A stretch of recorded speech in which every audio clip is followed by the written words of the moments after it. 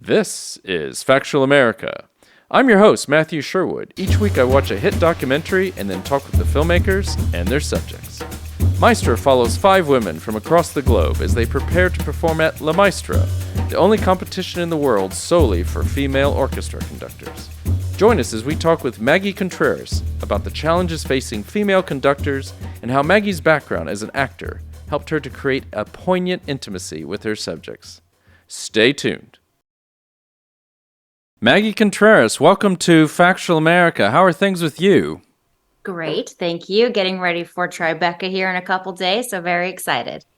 Yes, congratulations. Just to remind our listeners and viewers, we are talking about the new feature documentary Maestra. It is premiering at Tribeca on June 9th. We're embargoed till then, but the first you'll hear this podcast probably about a few days after that. So welcome again, Maggie, and congratulations to making Tribeca. I mean, how does it feel? I mean, if I understand correctly, this is your, not only are you premiering, but this is your directorial debut. Is that correct? Yes, I am a documentary producer, have been for quite some time, but yes, this is my first time helming. So not bad, first time, and you're at Tribeca. So pretty good. You're doing all right. Yes. I am happy about our ratio here so far. Yes, it's a decent batting average.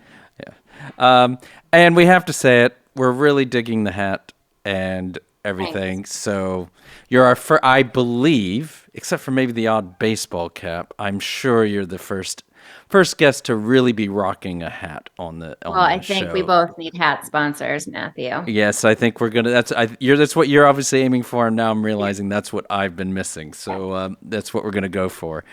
But we don't need to talk about hats. Let's talk about Maestra. Maestra, what is how we usually start off the show?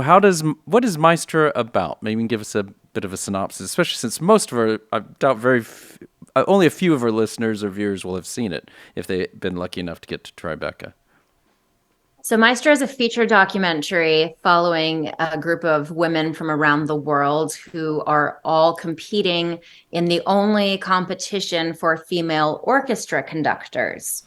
So it's a follow documentary of 5 women with a very unique job who are inhabiting the space that has traditionally a role that has traditionally been held by men. And this competition takes place in Paris at the Paris Philharmonic, and it happens every 2 years. It's new. So in 2020, during the height of the pandemic, that was its first year. And we follow the second iteration of the competition. Okay. And as you say, female conductors are not as uncommon as they used to be. I mean, we have Maren Alsop, who's in your doc, and others, but they still face many challenges, which your film does capture quite well. Yeah, when Maren left Baltimore, and when she left that post, she held for a very long time. At that time, she was the only woman at a major American orchestra. And when she left, there was 0. And thankfully, we have Natalie down in Atlanta. So now we have 1 again. Right. And at the moment, as we're speaking, the LA Phil is looking for a replacement for Gustavo Dudamel, and we're crossing our fingers that we can add a second woman to the podium in the United States. Well, excellent. I think it's great because as your film shows, I mean, well, I'm getting ahead of myself, but the performances are absolutely amazing in this. I found. Yeah, conducting is incredibly athletic. It's they come off stage drenched in sweat. So they're musicians, they're so kinetic with their bodies. It's almost like dancing and acting, and it's all put together with this incredible music. It's fascinating to watch. One of my favorite parts about making the documentary was watching how they prepare. It's very solo work. No one has ever used the word lonely, but it's an art form that is quite lonely in until you're with a group of musicians.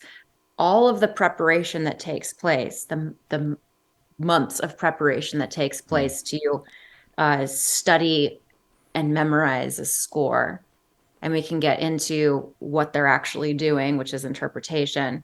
It's Right. all happening in their imaginations.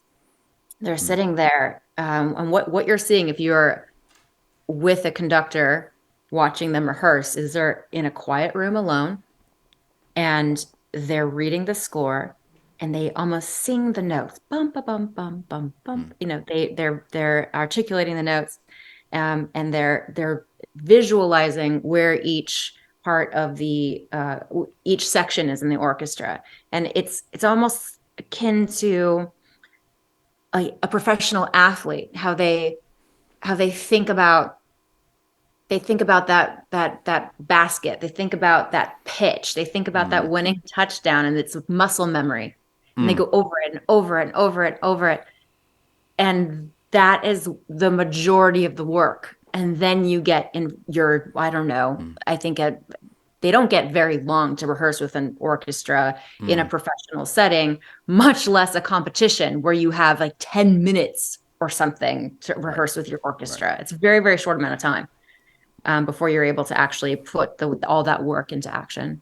I mean, I think so. There, I mean, obviously, what a challenge for a filmmaker, right? Because I mean, more than at least one or two of them says, "Well, it's okay because whatever about their work environment or whatever is that they can just do it all in their head."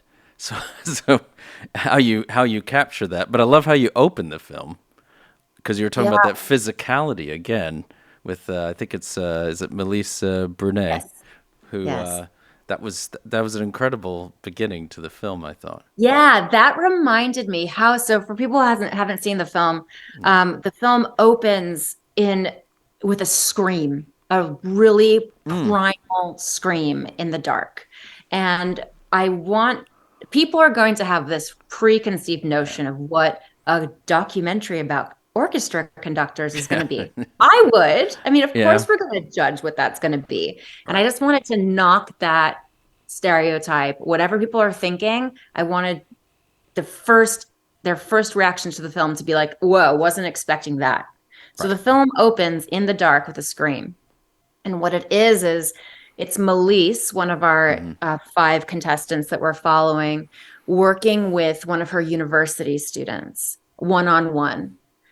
And I she works with her in a very unique way, really, really special way, Mm. trying to get the their instrument is their body and the entire orchestra. Yeah. So in order for the music to be reflected and be brought through their body, through their gesture, your body has to be supple and has to be receptive, and you have to be loose, and you can't be judging. How do I feel on the podium? What do I look like? Mm. Like, and I remember this. My background is theater.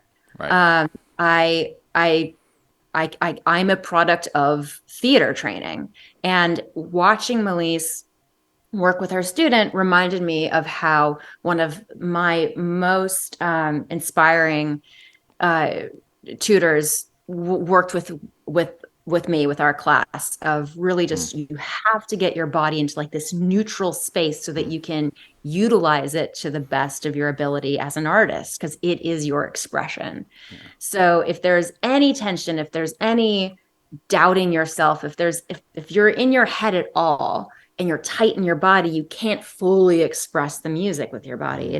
Mm. It's so it was a really I loved watching her work with her student. Yeah. No, I But think.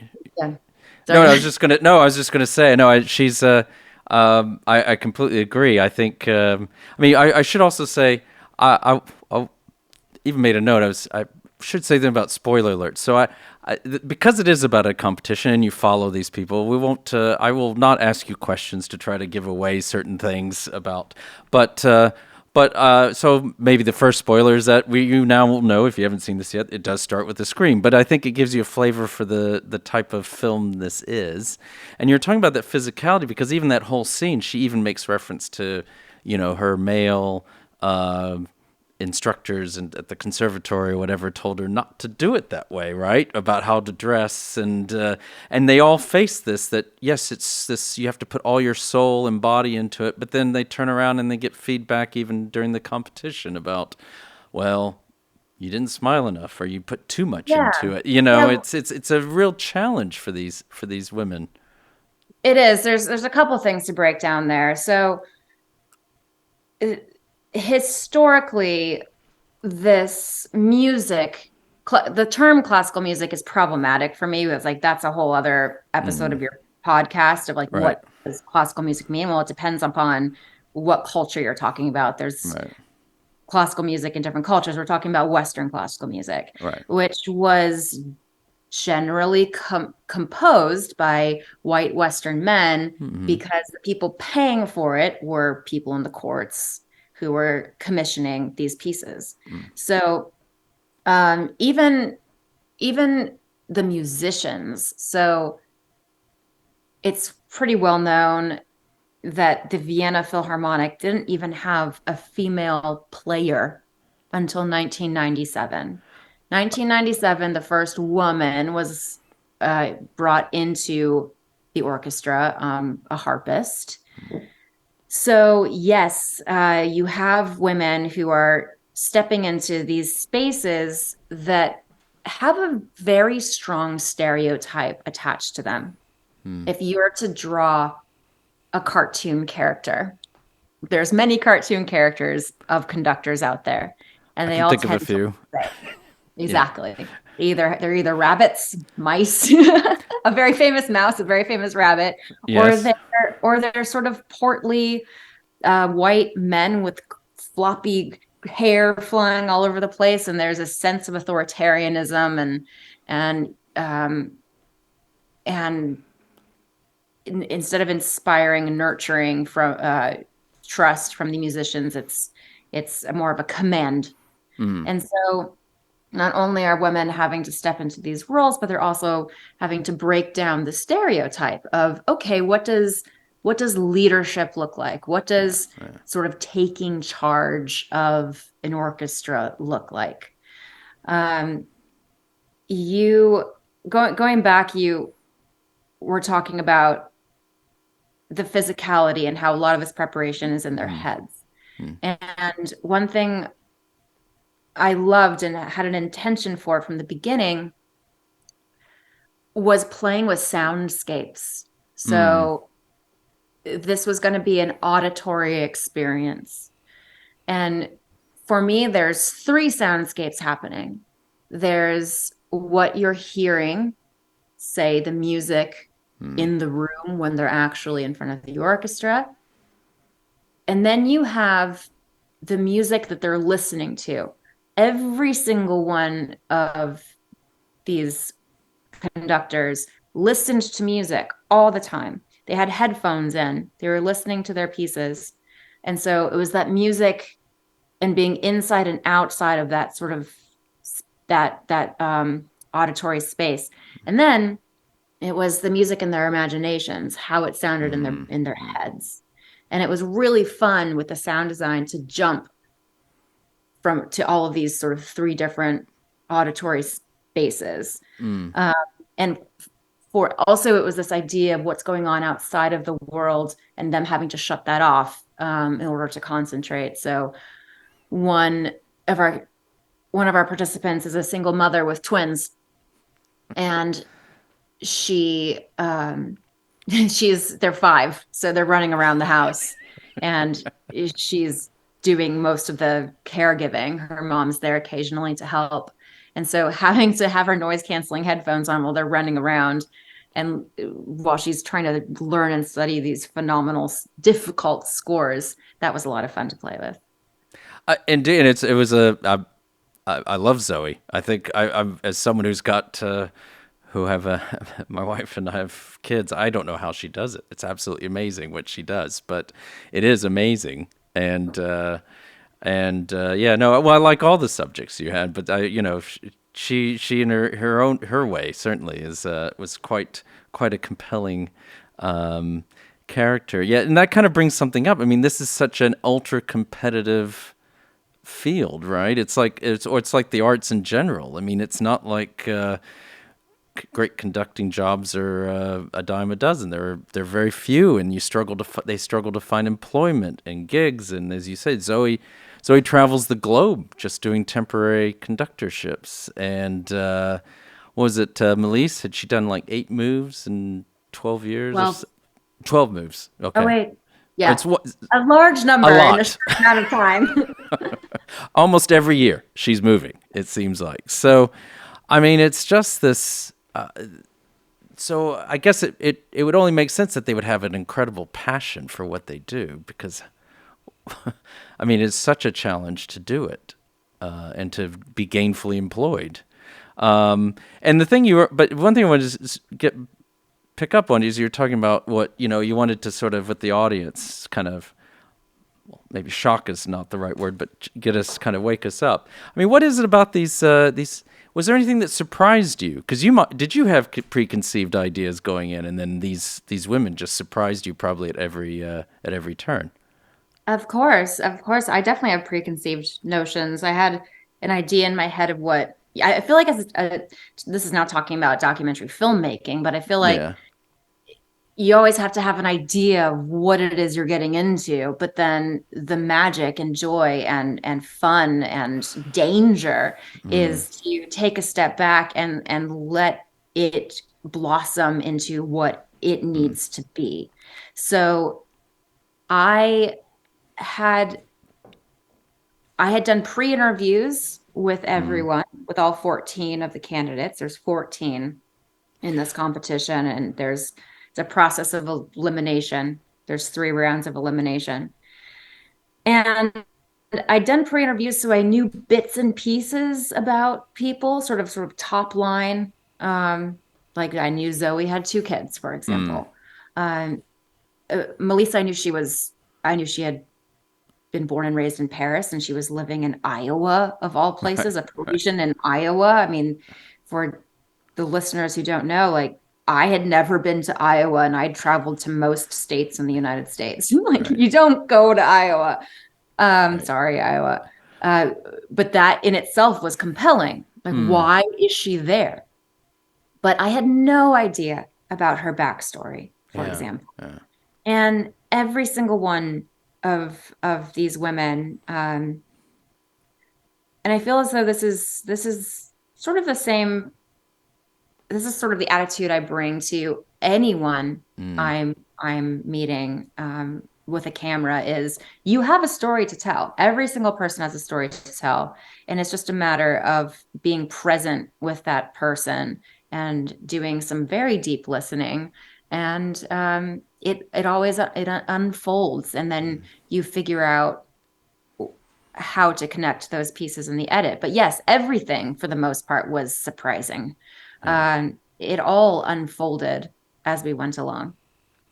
Actually, I think that's because I do want to follow that up, but let's give our listeners an early break, if you don't mind. So we'll be right back with Maggie Contreras, the director and producer of Maestra, premiering at Tribeca on June 9th.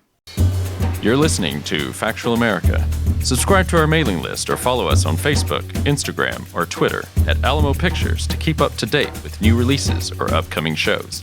Check out the show notes to learn more about the program, our guests, and the team behind the production. Now back to Factual America. Welcome back to Factual America. I'm here with Maggie Contreras, the director and producer of Maestra. It's premiering at Tribeca on June 9th. We've been talking about the making of the film and these incredible women that you were talking about. Well, finding these subjects, and you start off with 14, and I mean, how did you narrow it down? Because, and then, okay, so we talked about spoiler alerts. I won't. The one thing I will say is, I mean, you even get the winner in your group, so you didn't know that going in that was going to necessarily happen. It maybe wouldn't have mattered, but it is interesting. I mean, and all of them very compelling. You said everyone's got a story, but how did you narrow it down to those four initially? And then I Sure. think a fifth one came along at the Yes. competition. Yes. So there's 14 candidates. All 14 were open to participating. So that was step one. Is it going to narrow it down by having some no's? So that wasn't the case. However, not to harp on about COVID, but It's okay. we were doing this during COVID. Right. So not everyone was accessible to me. Not every country was allowing people in. There were places I would have loved to have gone that I could not. Right. In fact, one woman from Hong Kong ended up not being able to travel Right. to the competition. So there was limit there. There was also we were not fully financed throughout the process, so we didn't always have the financing to go to all the places I might have wanted to go. So we were our palette was naturally limited, which is great. In some, it's sometimes if you have this attitude that anyone can be fascinating, if put under the microscope of a lens, then it was a pretty good gamble that I ended up following 7 of the 14. Right. That the 5 that we ended up with were going to work. These are people with a very, very unique job. So I felt it was going to be, I felt pretty certain going in that everyone is going to have a compelling story. Of course, some more so than others. Those with more struggle, with more stakes, are of course going to be more interesting from a narrative perspective. But so I ended up having to start off with the people who were in the country I was in, which was the United States. Yeah. So there were 3 contestants there. One, Mélisse, who is originally from Paris, but ended up in Iowa. Another woman who she didn't end up making the cut of the film, but she was up in Michigan. She was a South Korean grad student at University of Michigan, and spent a lot of time with her. And then Tamara, who is in Atlanta, the Atlanta area. Okay. And then a little bit more funding came through. Zoe, who is based in Athens. I really wanted to meet her. And there were 2 Polish contestants. I wanted to see one of them. I ended up, being able to follow one of them. And then we have Ustina, Ukrainian living in Germany, who we met at the competition. And not a spoiler, but another surprise, something I could never have seen coming, was Russia's invasion of Ukraine. It happened 8 days before the competition. When we landed at Charles de Gaulle, there was a sea of I think they were NATO military people that were being deployed. And we were entering with our bags to go to a conductor competition, and they were leaving. Right. It was really surreal. Yeah. And so one of the candidates in the competition is Ustina, who has family in Ukraine. And there was a Russian as well who we were following, who ended up not making the cut. But it was absolutely fascinating. And that the Russian woman had left Russia because she'd gotten a tip that she should get out or she wasn't going to get any flights. Wow. So she managed to get out early and packed her bags and hasn't returned. And it's been over a year. Wow. Maybe swinging us back and forth, but I was going to say, so you end up at this, so you follow them to this competition. And so, how are they judged? Because I think what we do see is we definitely see their performances, and I think you were already talking about how they get so little time with an orchestra even to practice and things. But ultimately, because I have some music background, but I'm listening to it on the headphones and everything. And they all all the performers sound great. It's like, how do you differentiate? And do anything you could share on that? Sure. So, one of the goals and challenges of the first act of the film, so the first, Right. in this case, 25 minutes, was people need to understand enough about what conducting is and what to look for and what to listen for in order to fully appreciate the competition. So, okay, what is the sort of 101 of conducting so that when I go into this competition, I feel as a viewer knowledgeable enough to really be able to appreciate what's happening. Yeah. And what was very challenging was when I sat down with the experts, with the judges, when I sat down with the conductors that we were following, I asked them all, what makes a great conductor different from a good conductor? And what does it look like when you're failing? What does it look like when you're succeeding? And every single person used the word subjective. Right.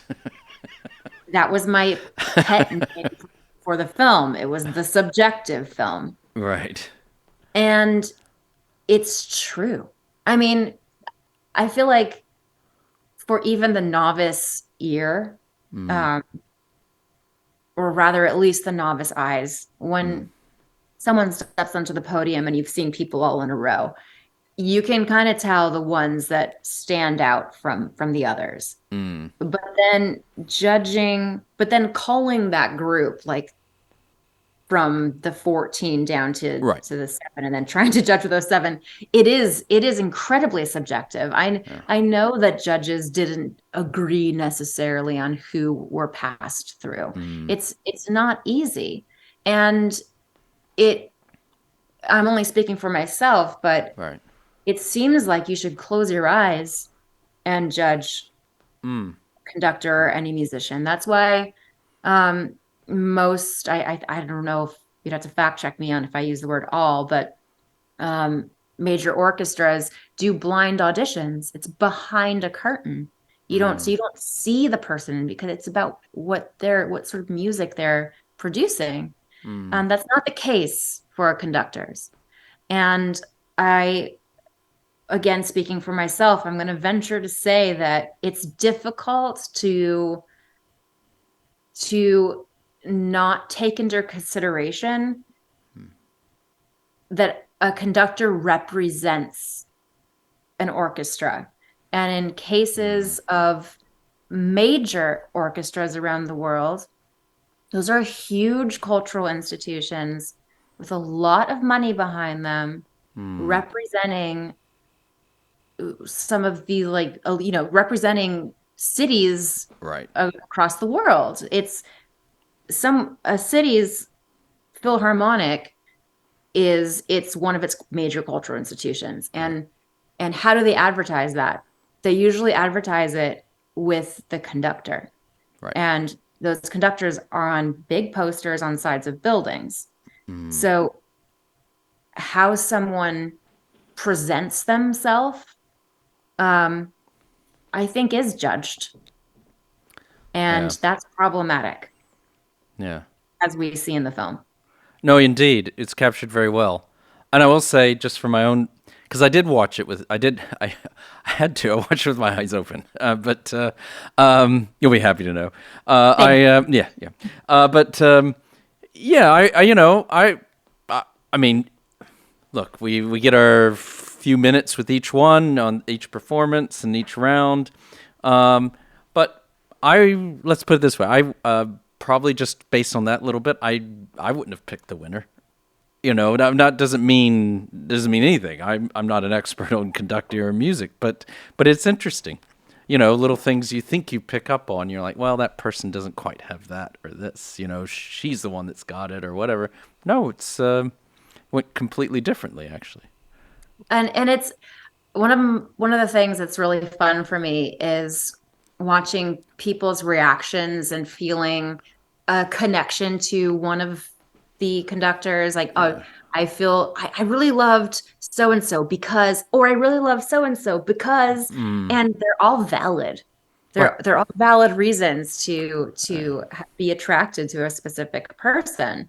But it just goes to show the subjectivity once again. And then I question, should it be a competition? Should it be a showcase?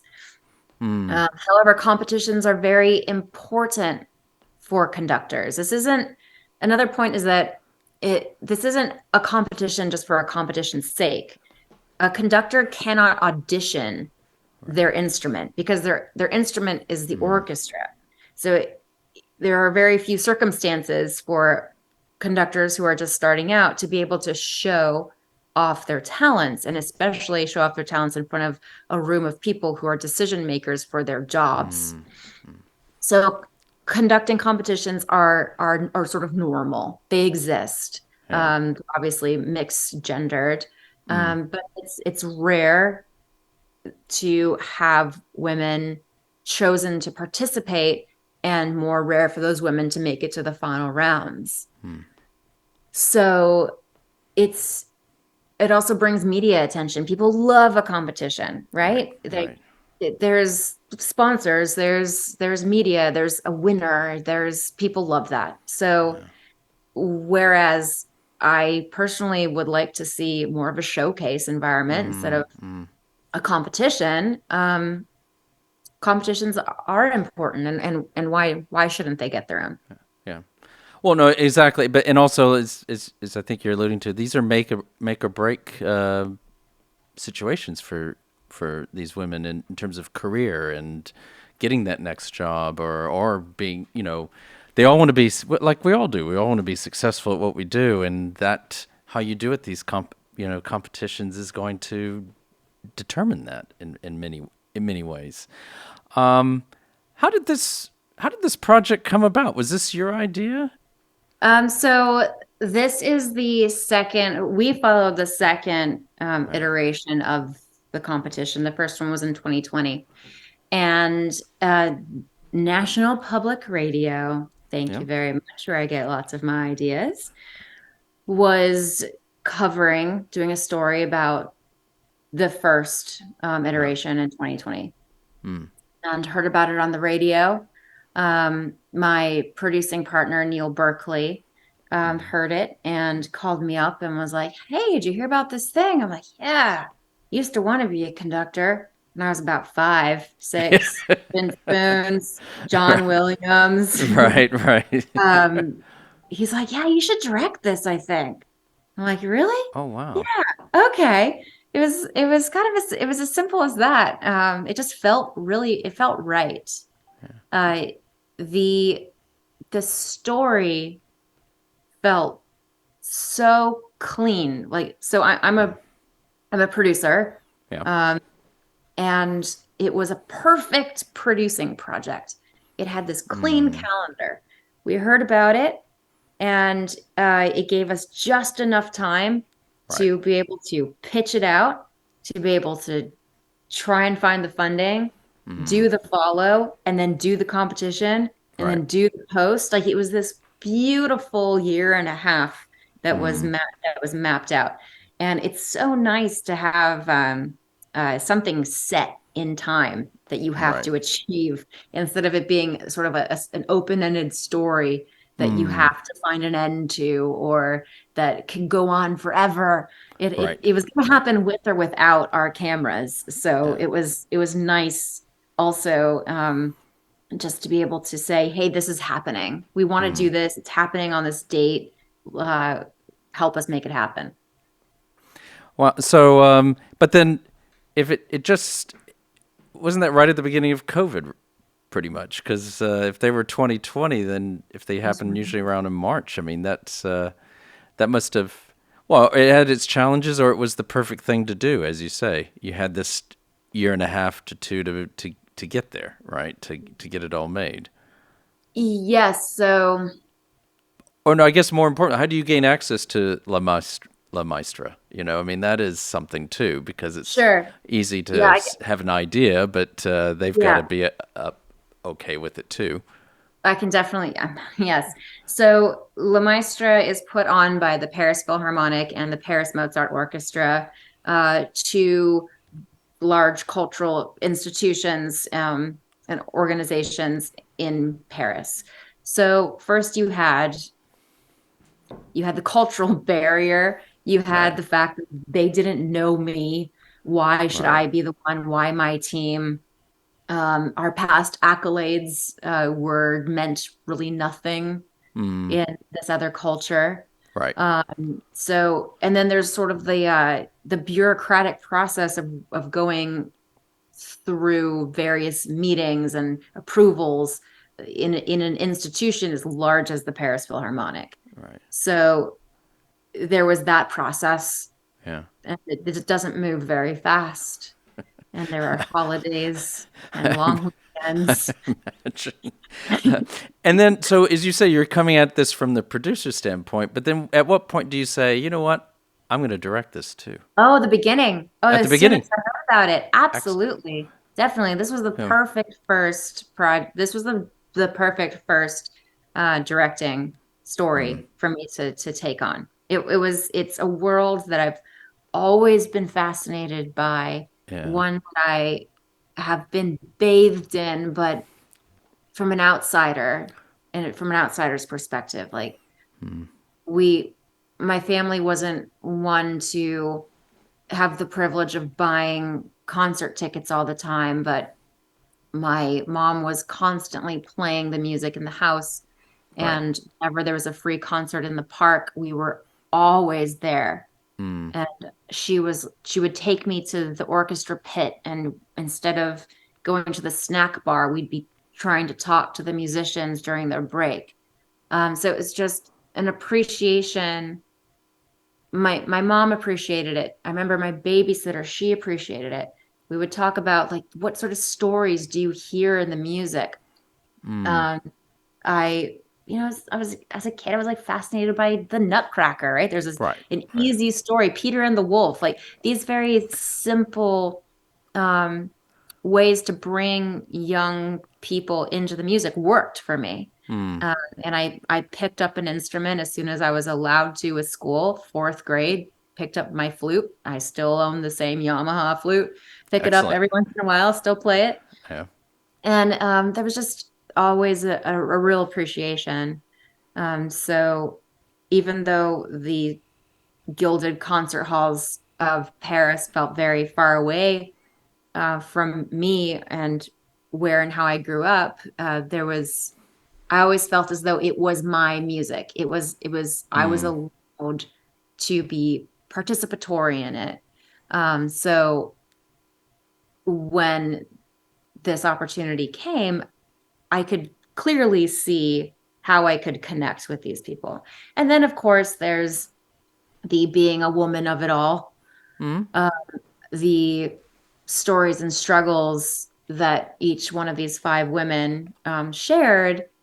I, by nature of being a living, breathing human being Mm. who happens to be a woman in our current society, Mm. I too could identify with a lot of what they're going through.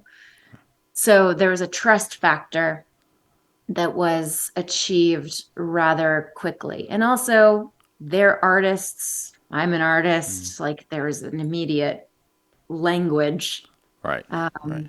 and way for us to connect. Well, I think it was great because I think you get a shout out in the film, don't you? Towards the end, I mean, one of them's like Maggie. Did you see the Larry David guy? You know, I mean, it was. She keeps. I was very touching as the one character who keeps trying to tell everyone there's someone who looks just like Larry David in the audience or something, and Yeah, that's no going to feel one. very abstract to listeners who haven't seen the film, But but I just love Tamara. She's yeah, her her way of sort of coping with the stress that's going on yeah, around her was to yeah, randomly bring up a Larry David lookalike that was in right. the audience. Yes. And so this is all happening. You're making this film. It's largely 21, 22. And then just coincidentally, does because I know it gets mentioned even on the Tribeca site. It's something about the buzz around Tar, but Tar comes out at the same time. Is that just fortunate or not? I don't know for you. Utter coincidence. Yeah. And not just Tar, but we have Bradley Cooper playing Leonard Bernstein coming Right. out. We have the Right. Conductor had about Marin Alsop that had Right. just premiered at Tribeca, I think in 2020. Yeah. And then there was another, like, this, conductors are in the zeitgeist. It just was one of those lucky things that happened. We were in post-production when the majority of the world heard about Tar existing. Right. So yeah, I couldn't believe it. It was just circumstance. I guess now is the time of the Conductor. It's, I think that says something, but I'm not exactly sure what it does say. But unless you have a view on why we're becoming interested in conductors. No clue. Yeah. I don't think anyone can answer that question. It is so interesting. I think it's just happenstance. Yeah. And then one last thing on the production side. I mean, how did Worldwide Pants and David Letterman become involved? Because that kind of might surprise some people. David Letterman gets a credit, it's... but they do a lot. They do a lot of interesting things. They do. So it does. It will seem sort of random. David Letterman is a classical music fan. He wants to make He wants to make. He wants to make content that is good for the world. So he recognized that in this project. But Neil Berkeley, who's my producer, right? I produced for a very long time. He's a documentary director. He and I were at Tribeca in 2017 with Gilbert Right. Gottfried documentary. Right. And Neil had been working with Worldwide Pants on various other projects and brought this to them. Yeah, and they were our first financing in, which led to Foothill Productions and Jamie Wolf's company, and led to many other wonderful funders who came on through that. Wow. I think we're actually noticing we're actually starting to come to the end of our time together. But I wanted to ask you about your... you mentioned earlier, or was it maybe off camera, but you come at this from an acting background. How do you find that helps you with... so then you went into producer, but now you're a director as well and documentary. How does that help you? Or do you find I love that question. Thank you for asking. I really empathize with people in front of the camera. And I feel I love working with non-actors in front of the camera. To me, it's almost like a scene. Like my nonverbals are going to affect the person in front of me. I love and being able to react to them and really hear what they're saying, and little tricks to help them feel calm and them feel like they can be their authentic self in front of the camera. Those little tricks and tools that I have in my toolkit are things that I learned as an actor when I was in front of the camera.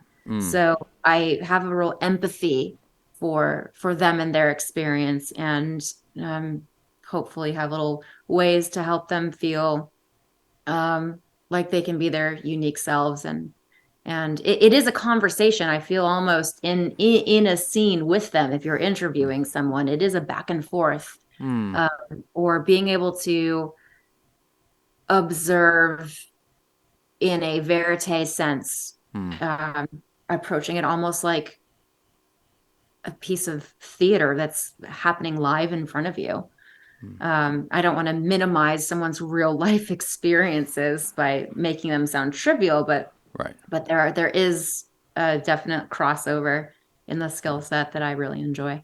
No, I think it's very interesting because you have all kinds of different people who do documentary, and I've had directors who say they can never imagine ever being in front of the camera. In fact, they don't even want to be interviewed on this, really, because they're just so used to being always behind the camera. But at the same time, and then at the same time acknowledging they can't believe these people do go in front of camera,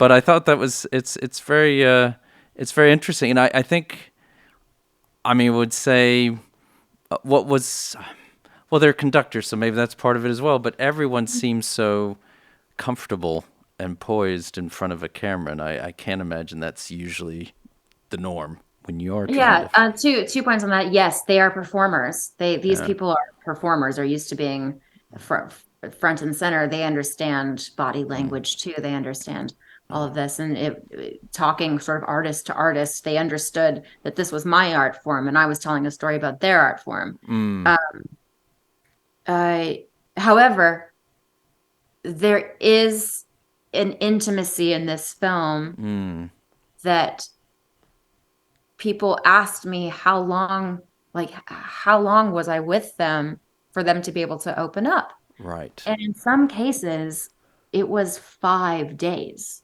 Yeah. Yeah. So knowing that you have this pressure of getting to a person's essence very, very quickly, I didn't have months to do that. I had weeks and sometimes days to get to the core of who these people, of the core of their humanity. And I like to say that my background helped me do that. Well, whatever your background was, that you certainly did do it. I mean, you've and it's I think that's the word I haven't used yet. Intimate is an extremely good way of describing much of this film. And then if I can just ask you two more questions. You've got this awesomely eclectic career, at least in terms of your range of topics and things. And I can't believe I haven't seen the Gilbert Godfrey doc, so I'm definitely going to check that out. But what is next for you after this? I mean, I know you're basking in the glory of this film, but what's ahead? What else can we look for coming from Yes. you? Can't bask for too long. You No. gotta keep moving forward. I'm developing a couple projects. One I'm particularly excited about. It's a Aaron Brockovich character. All documentary. I don't have a desire to go into narrative, at least Right. at the moment. Man. So yes, it's another scenario where there is an event happening in this instance. It's a court case. And it's following a phenomenal mother, single mother, as she navigates this case. And what ties all of these different films that you've done I'm together? still trying to figure that one out. I wish I had a good answer for you, but Solar Energy, Yeah. a beloved New York comic, Conductors, I can't figure it out. The only what drives it for me is, first, it has to be entertaining, right? Right. Movies, it's movies. We eat popcorn. Movies have to be fun. They have to be entertaining for me. There are plenty of amazing colleagues of mine out there who are going to chase that issue film and who are going to win Oscars for it. For me, first and foremost, it has to be fun. It has to be entertaining. And hopefully you learn something while you're being entertained. You're touched. Your humanity is touched while you're being entertained. So I think that's the through line for me, is that the core, they're interesting stories, and hopefully you're entertained for 88 minutes. Well, I certainly was. I had a couple bowls of popcorn, and it's entertaining, and it's compelling, and it's tightly edited. I haven't said anything about that, but I felt it was. And it was edited in the UK and Northern Ireland. Oh, really? Yes, Red Wolf, based in Belfast. Wow. Eliza Bonora's company, incredible editors. I adore Belfast. There is a creative community that is exploding there. It reminds me of like what Atlanta was doing 10, 15 years ago. Is that right? Yes, ever since Game of Thrones. So Game of Thrones was shot there, and they right. had to build studio systems in order to support it. I think they're on their fourth, maybe fourth studio they're building now. And I mean, my color and mix was done by the people who were making dragons scary, and like the same people that did Game of Thrones did the color and mix on Maestra. It's incredible color and mix, by the way. Yeah. So yes, you have Red Wolf based there. I followed this editor over. She had edited a friend of mine, his documentary about David Crosby. And so that's how I met her. And she had moved over during the pandemic from LA. She's actually Italian, long story. Yeah. She's got an incredible company there. You've got Yellow Moon there. I'm working with Fine Point Films on this other project who are based there. Belfast is the place. Well, you heard it here first. I'm going to check that out. Actually, I'm as you know, we're based in the UK. I was not aware of that scene, actually. Yes, so that's. I was living in Hollywood, Northern Ireland. I left Hollywood, Los Angeles, California, to edit my film in Hollywood. Dropped an L, Northern Ireland. Excellent. Well, Maggie, thank you so much for coming on. We really enjoyed chatting with you. Just to remind our listeners and viewers, we've been talking with Maggie Contreras, the director and producer of Maestra. It's premiering at Tribeca on June 9th, but I'm sure, don't know when, don't know how, but I'm sure you're going to be able to check it out in the not too distant future, and you definitely should. So thanks again. And hopefully, if we haven't scared you off, we can have you on after your next project, because I'm sure it's going to be another winner like this one. So thanks so much. Thank you. We hope you enjoyed that episode of Factual America.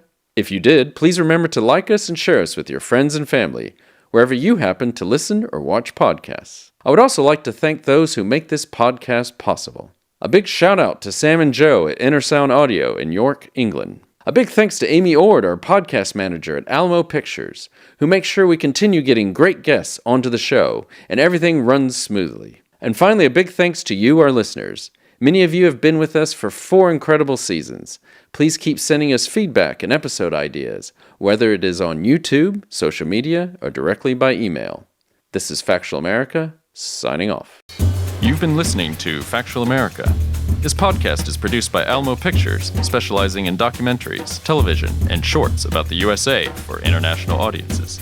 Head on down to the show notes for more information about today's episode, our guests, and the team behind the podcast. Subscribe to our mailing list or follow us on Facebook, Instagram, and Twitter at Alamo Pictures. Be the first to hear about new productions, festivals showing our films, and to connect with our team. Our homepage is alamopictures.co.uk.